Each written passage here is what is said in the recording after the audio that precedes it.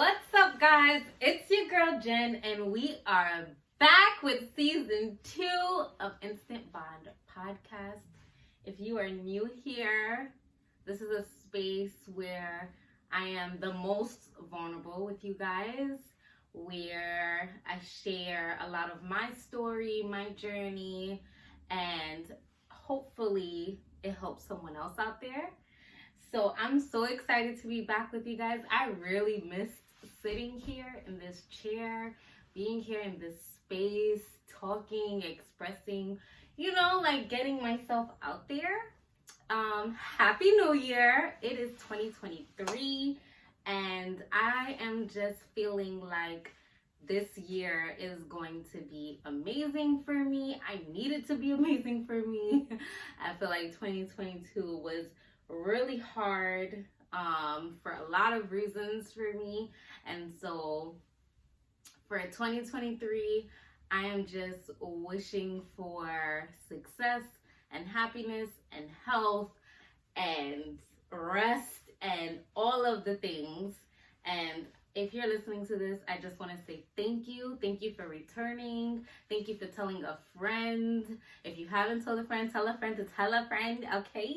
I'm just so excited to be back for season 2. Season 2 is going to be more so about, it's going to be like a theme of preparation and how to prepare for that next role, for that next step in your life, for just that next season. I'm just going to be sharing a whole bunch of my personal goals and ways in which that I plan to prepare. So if you feel like okay, because what is if you feel like you are also in a season of preparation, I think that this season will speak to you as well, and I'm hoping that it does, and I'm just super excited. The new year so far has been going, okay? I won't say it's like, oh my god, so great, I've gotten all the best news and this, that, and third, but it's been going, okay? A slow and steady start is how I'm describing this new year so far, but it's okay because we're only, 9-10 days in, so it's all good. It's all good. I am in total belief that I can manifest and hard work my way this year, again with the correct preparation. So super excited for that. I know with the new year comes this new year, new me situation where everyone wants to kind of shed their old selves. And if you listen to season 1, we talk a lot about like grieving your past self and becoming a better you. And all of that is great. If you feel like you need to become a new version of yourself this year, go for it. Don't let social media tell you like, no, you don't have to, or no, that's not the way. Because really and truly, nobody knows what's going on the inside except for you, right? So if that's what you feel like you need to do, more power to you. Hopefully this season can also be helpful to you as you plan and prepare to be that new version of yourself.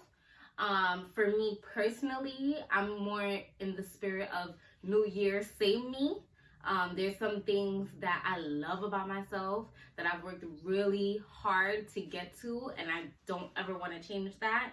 And so I would be like crazy if I'm like, I worked all this time to create boundaries or to become Jen 2.0, and now because it's a new year, I'm like, let's throw that girl away.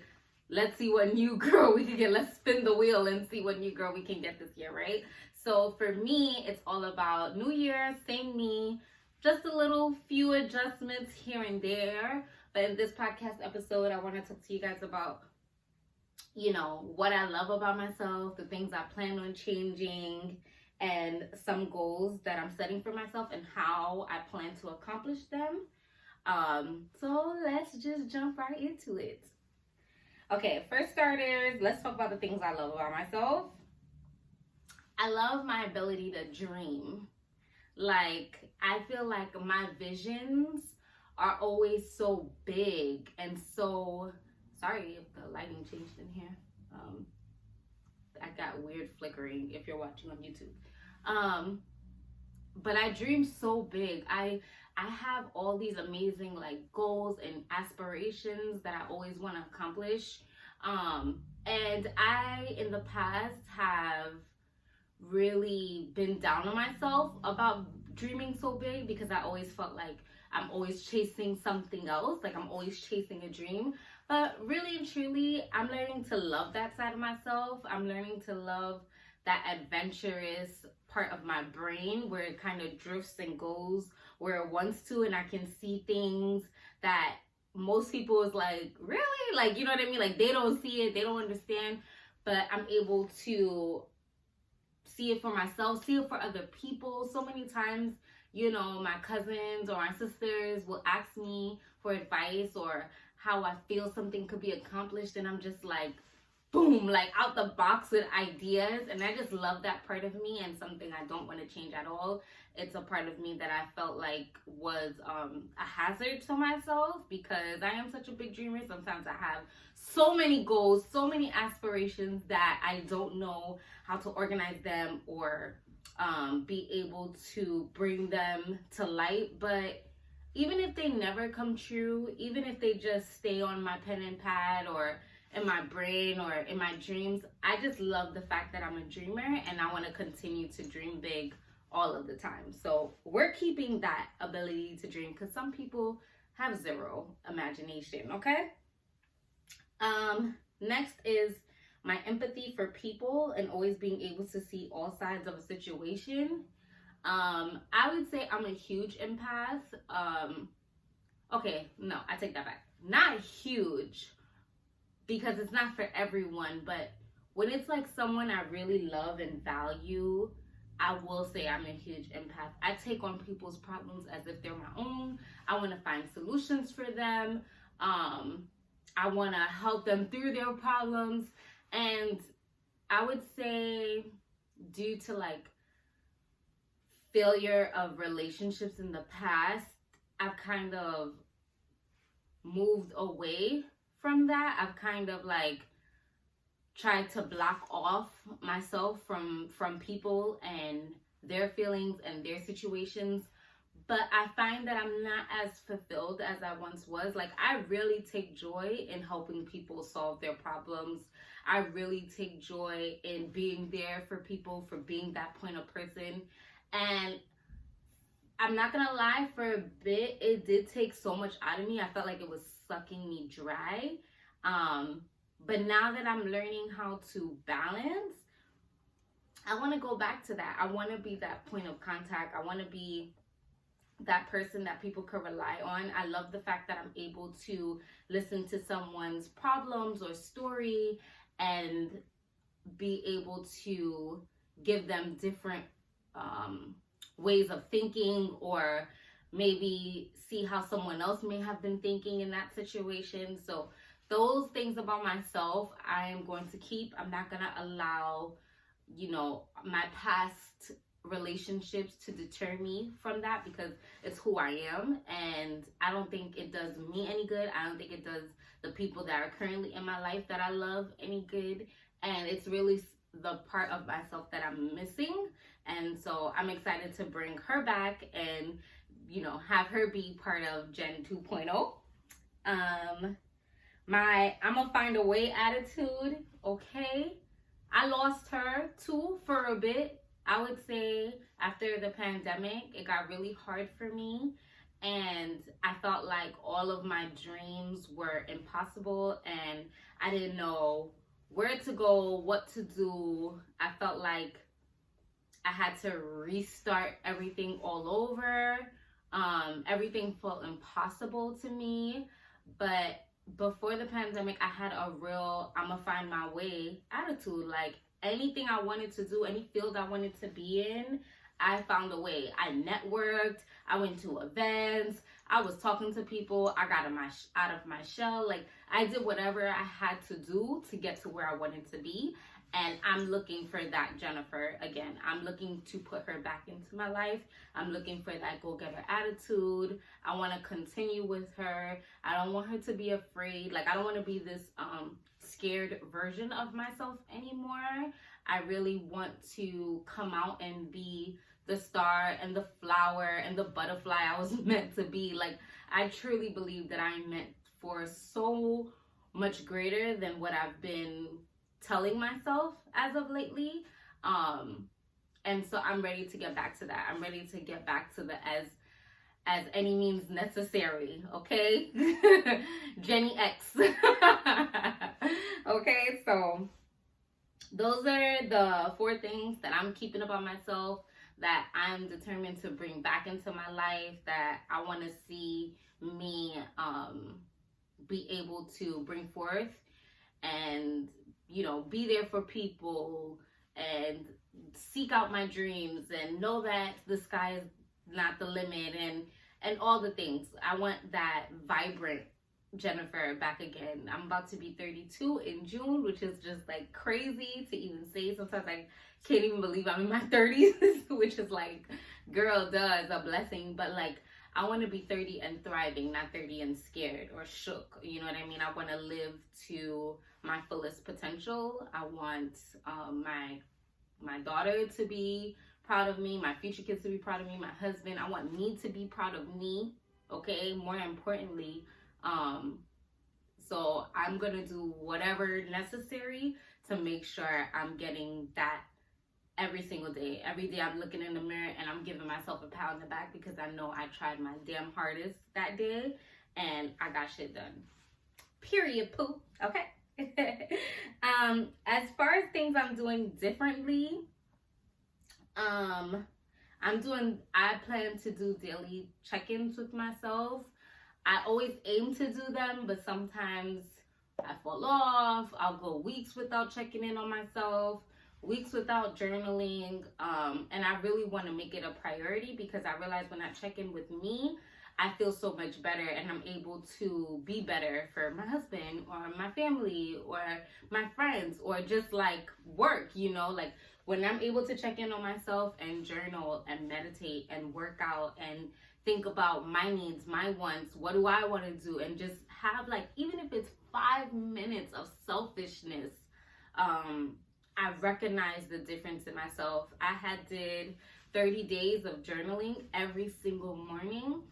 I think it was 30 days, and I felt so like light and fresh and vibrant and like free, and I want that feeling again. I want that feeling every single day, you know? So I think journaling and checking in and doing my mirror affirmations, things like that are what's gonna keep me going, and I want to make sure that I am making that a habit and not only doing it when I start to feel myself deteriorating.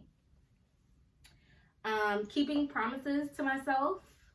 So many times I tell myself I'm gonna do something and then I put it off and I put it off and I put it off because I have to do something else for someone else, or this is more important. Whatever excuse I'm giving myself, I'm just done with the excuses. If I say that Sundays at 12 is my recording time for the podcast, I don't care what Big Tongue and Harry gotta do, say, or whatever.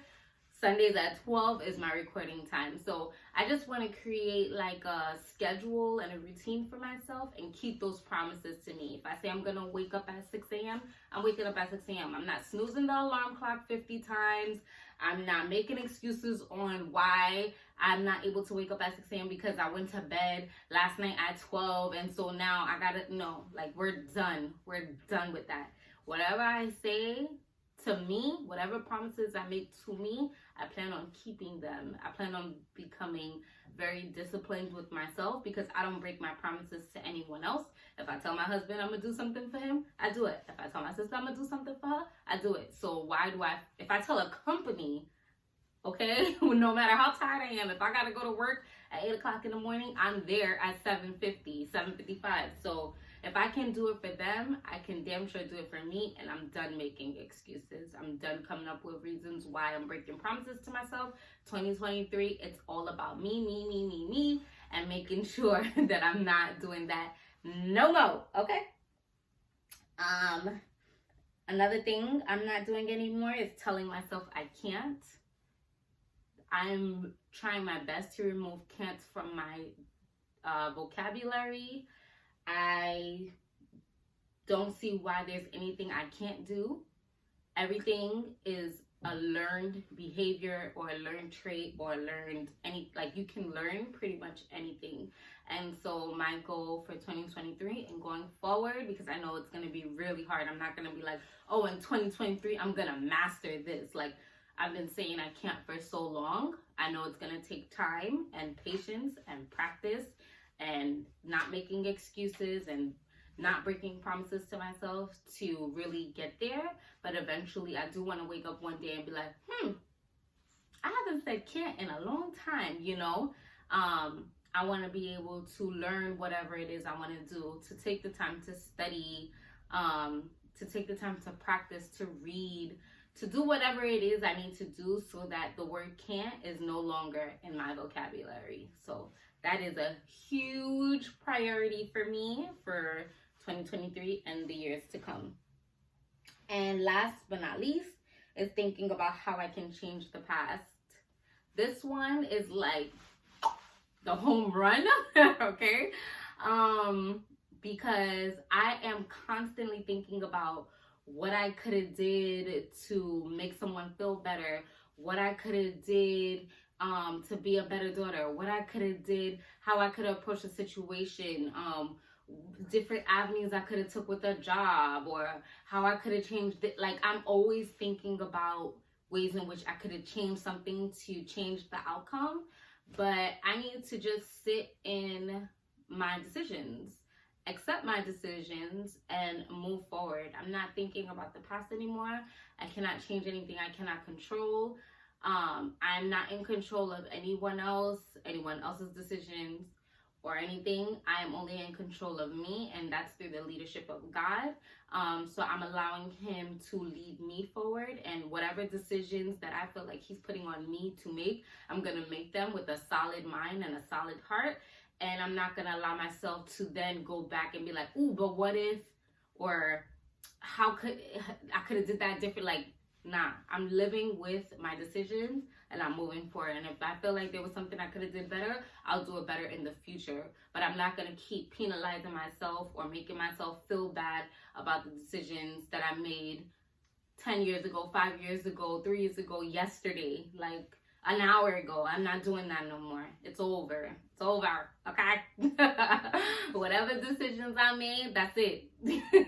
Now I can only go forward. And so I'm hoping that with that, I become a more decisive person, a person who maybe takes even longer to think before they react,